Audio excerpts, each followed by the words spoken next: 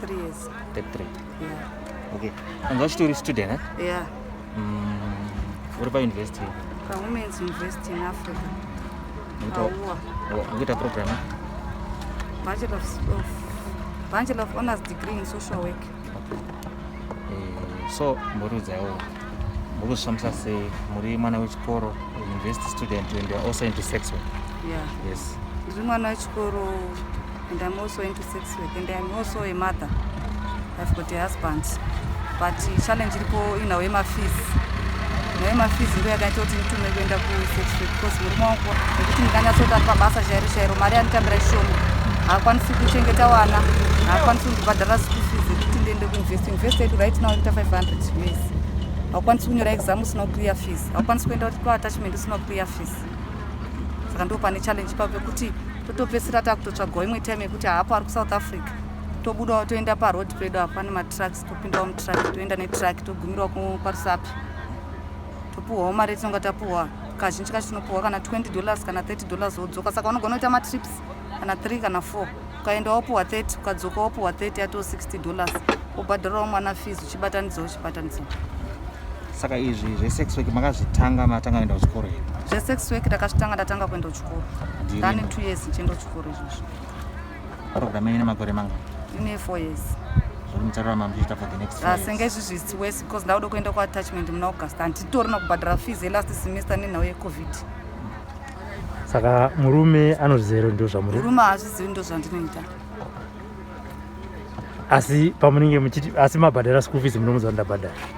Haatozivi ndabhadhara school fees. Ndinotozongotiwo pane ndonzonyepawo kufona kana kuti kuvabereki vangu kuti mungoti taisirwawo ndakuisira mari.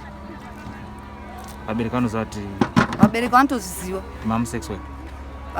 Vanongozivawo pano nepapo kuti ndabuda out ndiri out apa. Pambacho ndotovafonera kuti chimbonyepaiwo kuti ndiri kuuya ikoko kana kuti chii. Kana kuti pambacho ndotomuti because ini ndoita block release handisi muresi ndoita block release saka pambacho ndomunyeperawo ndiri kuenda unoita maassignment ndobuda ndoenda chidzoka kumba. Saka dai handadzi tingati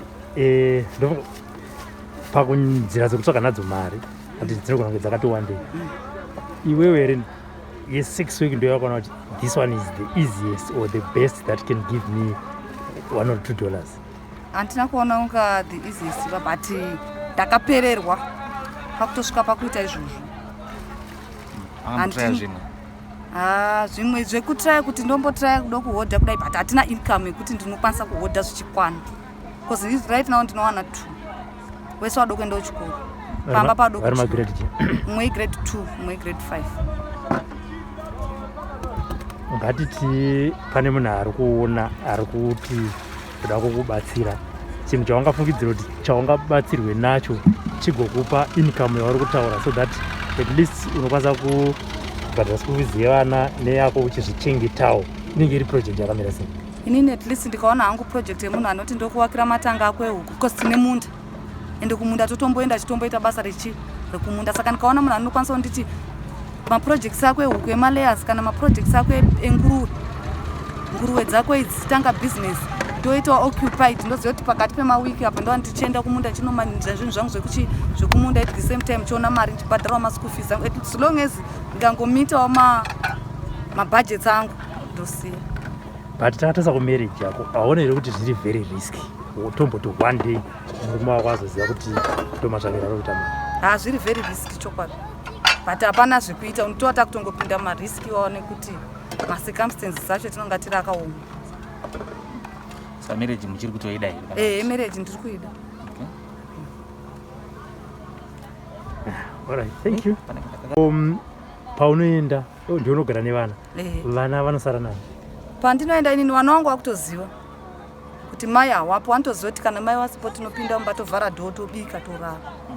Vanenge vachiti amai vari kuchikoro? Saka iwewe uri kuenda kuchikoro handiti you are doing a block release but client inogona kuuya kutora yoenda newe hazviclash here hazviclash weekend handitoiti because ini ndoenda Saturday neSunday saka Saturday neSunday handitoiti ndotoita during the week saka during the week vanawo vanotoziva kamwe kacho kanobuda na1 kamwe kanobuda na5 but wakutoziva kuti tikabva kuchikoro ndozvetinoita futi kana tikaenda kumunda mama wari kumunda wachaita sei, wachauya time yawaurirawo iyoyo, tunovhara dhora totobika todya kurara petinosvikawo. Pakaita munhu anoda kuzokubatsira angakubata panhamba inoti chii, toishandisa hatiishare but isusu tozozva tokubata sei after this. Phone number ndinayo. Okay, you can share with us your name hatizoishandisa. Nehanzvadzi, saka vana kana vachiziva kwakazoudza baba Wana pandinoita izvezvo zvandiri nawo pamba. Okay. Saka wana hawatozivi kuti mama waenda kupa, anongoziva kuti mama waenda kuchikoro. Okay, alright. Watiwo unoenda kuma-truck drivers? Yeah.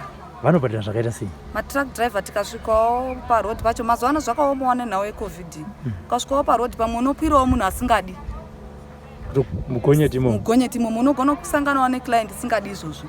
Saka ini ndo nditori nemari yangu yebhasi yekutosvikawo kwaRusapi kwacho, because tonyanya kuenda paRusapi pendiwo pane truck stop. Saka mari yangu yebhasi ndo anditori nayo mubhegi. Kana asingadiwo ndotongo ndiri kusvika kwaRusapi, ndokwira kwaRusapi ndodzoka, ndoenda patruck stop ndotorawo rimwe riri kudzoka kuno kundodzoka kumba.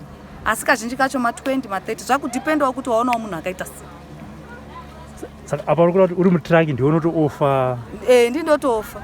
Unotaka uchiti ndini truck drive?